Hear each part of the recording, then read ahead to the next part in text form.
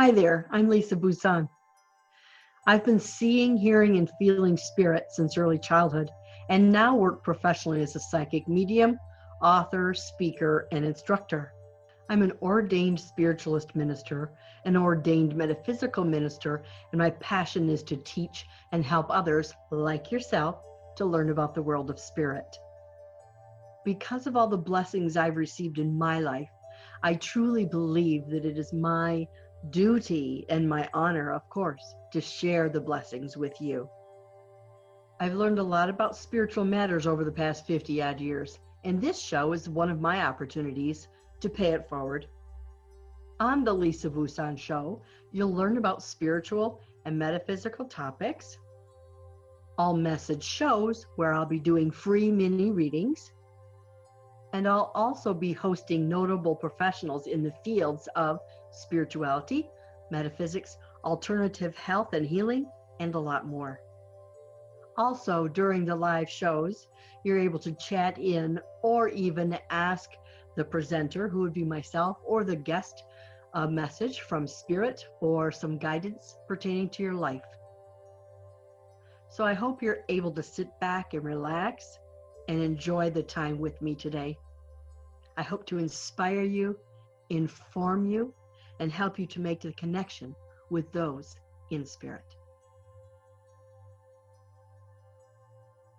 Today we're talking about ESP. Yay! It kind of reminds me of, and don't ask me why, whenever I do these things, I'm kind of like things fly in and things fly out. Yeah. I'm reminded of, I think it's called Hocus Pocus, where the sisters are witches, and things. No, not Hocus Pocus. That's the witchy one. Whatever one, the one with Sandra Bullock and Nicole Kidman. I can't remember it. Anyways, so it kind of reminds me of that, where the intuition just pops in, right? It just pops in unwarranted. And that is part of being a mammal, right? Every one of us is empathic, okay? Every one of us is empathic. That's just part of being a mammal. Now, however, the new buzz phrase is, oh, I'm an empath. It's so awful. Whatever. I think it's just a buzzword. And I think some people like to confuse that or call someone an empath when their ESP or their clairsentience is working double time or overtime, or they can pick up the vibes from people, places, and things, which we can all do. We can all do that, right? How many times have you walked in a building or walked in a room or walked by someone, talked to someone, and you get the heebie-jeebies, right? That's ESP. That's your clairsentience, psychic sensing. That's what that means. Yeah. So if you want to call it empathy or empathic or whatever, that's fine. But again, it's just a buzzword. Like 10 years from now, it'll be something else, right? So anyways, extrasensory perception. We all have it. We all have it. Again, that's part of being a mammal. But what makes it turn on and what makes it turn off seemingly on its own? Right? Why do we pick up some things and then some things are like, we have no clue, right? Well, one of the theories that I've heard and I've actually experienced firsthand is that if it's made to be known to us for any number of reasons, maybe we can do something to stop a situation, or maybe we need to know firsthand knowledge of a situation so that we can prepare ourselves. Or, and I like this even the best, quite possibly it is spirits giving information to you, or you're intuiting information so that you can change the outcome of an event to something that's much more positive, right? I've always said, it was one of the pet peeves I had when I first started going to seminary at the Spiritualist Church to become a minister or a medium to begin with. Was that some people say, I'm not giving you anything bad. I'm not going to go there. Well, I'm of the belief that if you're supposed to know it, you're going to get it. But then I always tell spirit, no, you're not leaving me hanging there, or you're not leaving the client hanging there, right? You've got to give me a workaround a walk around, a drive around, an alternate situation, a different way to look at things so that we can change things. Because in all events in our lives, there's possibilities and probabilities in all things. That's just the way it is, right? There's always a possibility because you have free will. Okay? You have the free will to move forward or back up away from something, to steer around it, right? God gives you that, right? That's just who you are. So while you are in the grocery store picking up the heebie-jeebies from the man that's walking by you, what do? Do you do anything with that? Is it any of your business, right? Or could it just be that empathy or that ESP that's telling you to back off, back off, back off, right? I think very often, because in our society, we are taught to figure things out logically, right? Everything doesn't make sense, doesn't exist. Well, we all know that that's not true. We just know that's not true. So one of the things that I've come to believe is that when it arrives or something comes to me without me going to get it, that's for sure when I know it's spirit speaking or my ESP speaking to me. All right. When we're starting to develop, it is hard to discern whether it's spirit speaking to you or whether it's your own thoughts or whatever, or I'm trying to analyze it and figure it out. Well, analyzing something is the worst thing you can possibly do because it's going to be wrong 100% of the time, without fail, right? Without fail, because that's you and your logical mind trying to make sense. That's your left brain. Spirit are not in your left brain, they're in your right brain. All right. So pay attention to what you're getting. Pay attention to the little quirky things that you pick up for no reason. Because those are those things from spirit or from loved ones, from your own ESP that are telling you to stand up and take notice. Jeebies. I hope I'm wrong, but give it anyways, because if nothing else, it'll plant a seed to make someone aware of what could be coming, whatever. And of course, it's not all bad things. Thank God. It's not all bad things. A lot of it's good. You get excited. You feel anxious and you feel, but anxious or not anxiety, but anxious, excited in a good way, right? Like maybe the birth of an upcoming child or upcoming birth of a child, let me put it that way. That's a wonderful thing. Of course it is. Of course it is. What I'm hearing is we need to expect the unexpected. Well, isn't that always the case, right? So, and I think that might have to do with what's going on, like right now is the retrograde, right? Mercury retrograde, and some people fear those, and some people love them, and whatever. I guess it's all in how you decide to deal with it. All right. To expect the unexpected, where our big job in all this is really just to kind of go with the flow, right? Instead of looking at things as positive and negative, which our ESP may dictate because we're all clairsentient, to try to analyze those things, because our first gut reaction is, ah!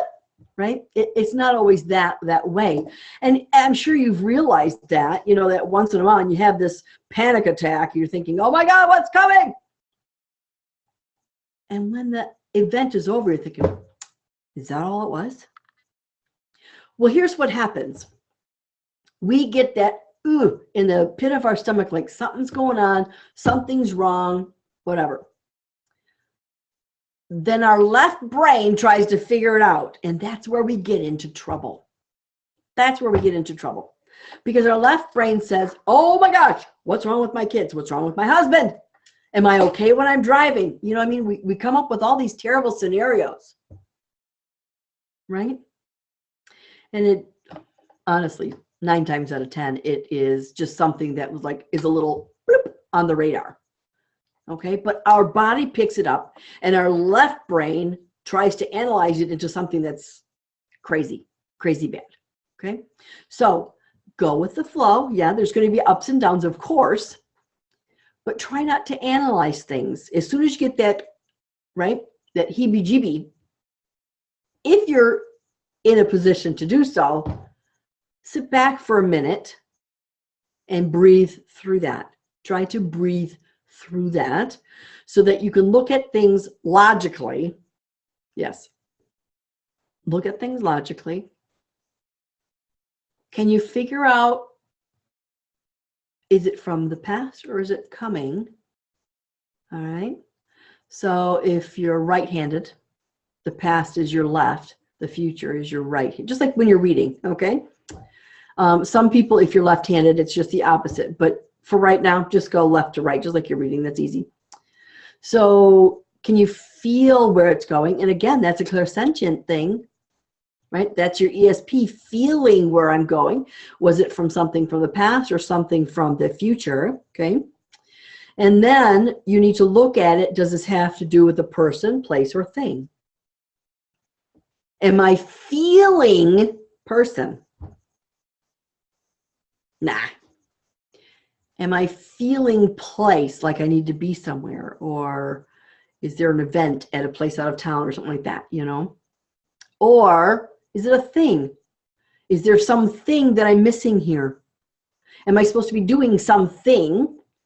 I'm not talking about an event, but maybe emailing someone or making a phone call or something like that, right?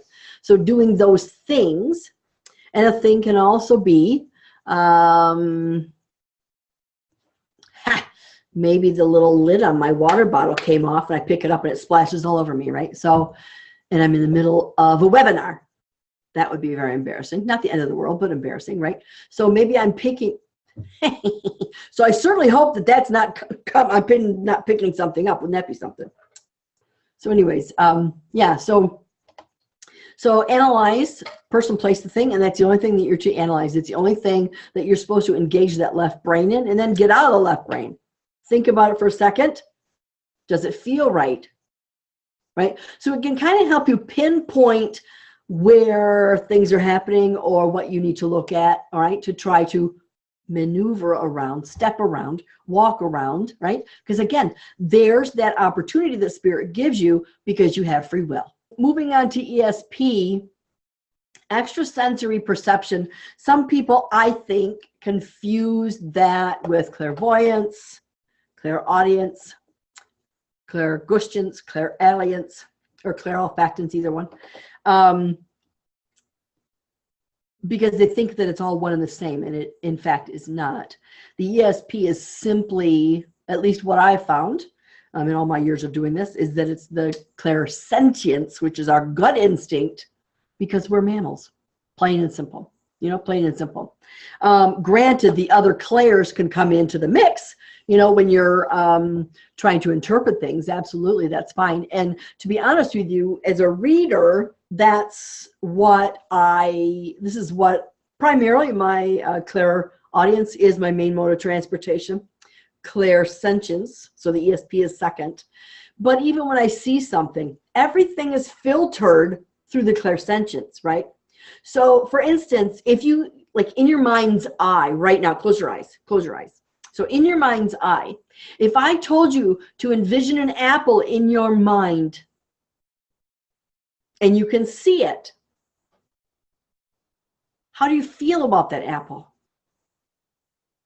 Do you feel good about the apple? Are you afraid of the apple?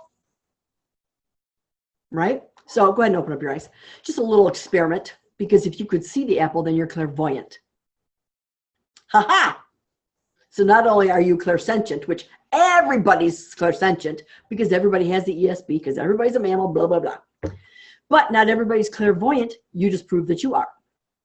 Now, of course, clairvoyance, like clairaudience and whatever, can be outside of our head or inside of our head. It doesn't matter. Either one is just as valid as the other. So anyways, how do you feel about that apple? Did your apple have a worm in it? Was it all bruised and rotten? Was it a beautiful apple? Was it red? Was it yellow? Was it, you know, I mean, honestly. So if you look at these things, and since we're talking about ESP and clairsentience, how do you feel about the apple? That's your thing, right? That's what you have to look at.